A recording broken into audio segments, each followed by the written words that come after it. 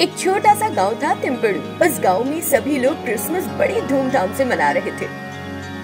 उसी गांव में डेविड और आना के घर क्रिसमस की कोई रौनक नहीं थी। क्यों? क्योंकि वो बहुत गरीब थे। उन्हें तो खाना जुटाने के लिए भी हर दिन मजदूरी करनी पड़ती थी। उनका तो हर दिन एक ही जैसा था। वो बेहद उदास थे कि वो क्रिसमस पर कुछ भी नहीं कर पाए थे। इसी बीच उनका बेटा प्रभु अपने डैड के पास आकर कहता है, डैडी, सब लोग क्रिसमस मना रहे हैं। उन्होंने नए कपड़े पहने हैं और मिठाइयाँ और केक बांटे हैं, लेकिन हमने पुराने कपड़े पहने हैं। आप तो ऐसे चुपचाप क्यों बैठे हो? कुछ करो ना। तब उसकी माँ ने कहा, मेरे बेटे, अभी क्रिसमस ग्रैंडपा ने हमें क्रिसमस गिफ्ट्स नहीं भेजे हैं। वो आएंगे और हमें नए कपड़े और मिठाइयाँ देंगे। ठीक है, मैं उन्हें अभी बुलाता हूँ मॉम। ओह क्रिसमस ग्रैंडपा, हमारे पास जल्दी आइए और हमें गिफ्ट्स दीजिए। हमको भी क्रिसमस मनाना है। तभी अचानक आसमान में कुछ तेज जगमगाया और क्रिसमस ग्रैंडपा उनके घर में एक भेड़ के साथ नीचे उतर आए। उन्हें देखकर डेविड और आना चकित रह गए। ग्रैंडपा, आप इतनी देर से क्यों आए हैं? जल्दी से गिफ्ट दीजिए। अब हमको भी करना है celebrate Christmas. Do not worry my boy, मैं तुम्हारे लिए ही आया हूँ। मैं तुम्हें गिफ्ट्स देने आया हूँ। ये कहते हुए उन्होंने अपने हाथों को हिलाया और उस शीप को बहुत बड़ा कर दिया। प्रभु, तुम इसके अंदर जाओ। वहाँ तुम्हें नए कपड़े और ढेर सारे तोहफे मिलेंगे। तुम्हें जो चाहिए ले सकते हो। जाओ जाओ।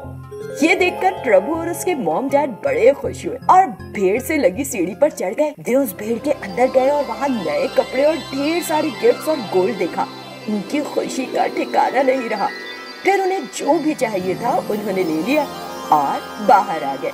फिर उन्होंने क्रिसमस ग्रैंडपा से कहा, हम बहुत खुश हैं। आप इतनी दूर से आए और हमें गिफ्ट्स दिए। हम इस त्योहार को कभी नहीं भूलेंगे। इस तरह उन्होंने उनका शुक्रिया अदा किया।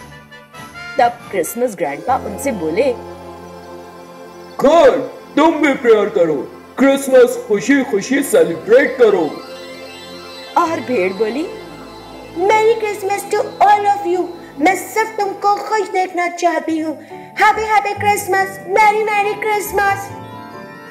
तो सबने कहा, happy happy Christmas, merry merry Christmas. Happy happy Christmas, merry merry Christmas, merry merry Christmas. ठीक है, तो अब मुझे जाना होगा। Happy Christmas, bye.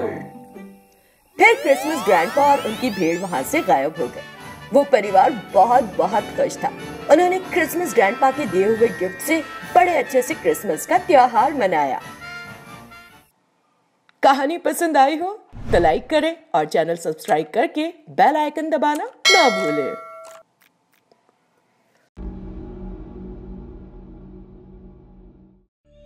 वो एक सुंदर गांव था और उस गांव में सिद्धार्थ नाम का एक नारियल बेचने वाला रहता था। वो नारियल खुद उगाता था और उन्हें ले जाकर गांव में बेच देता था।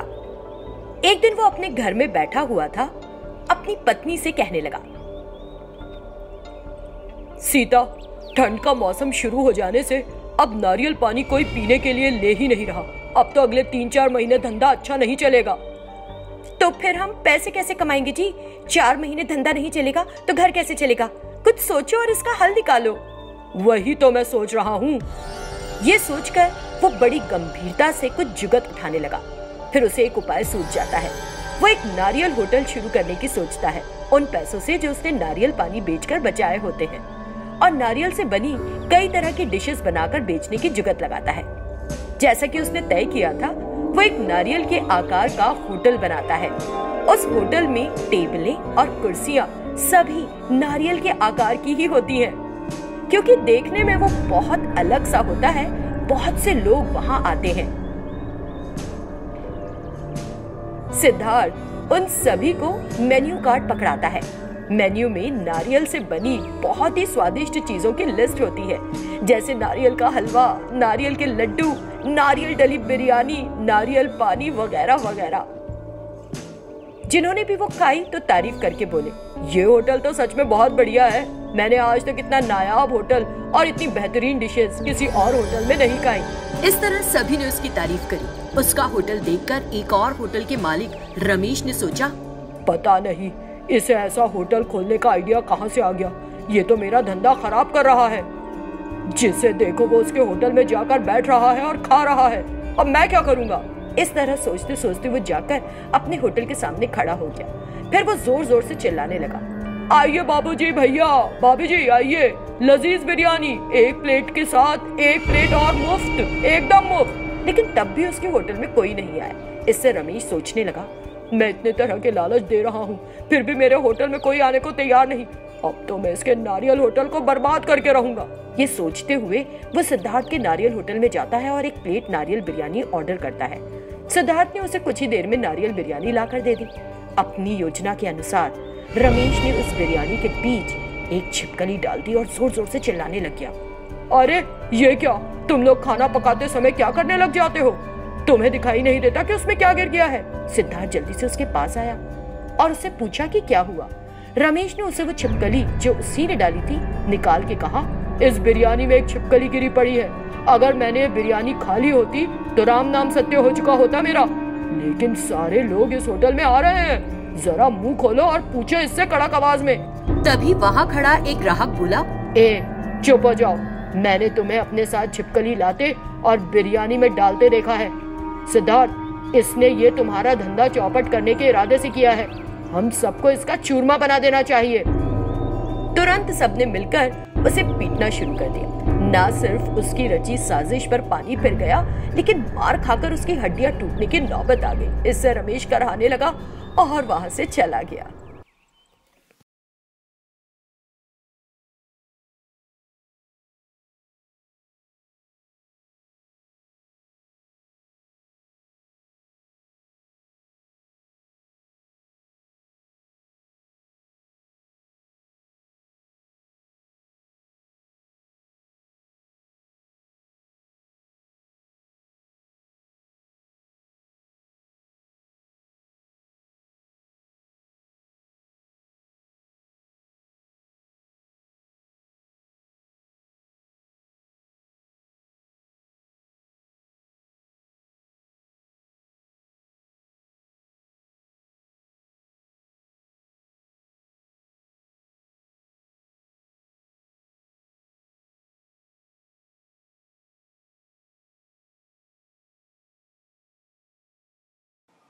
कहानी पसंद आई हो तो लाइक करें और चैनल सब्सक्राइब करके बेल आइकन दबाना ना भूलें।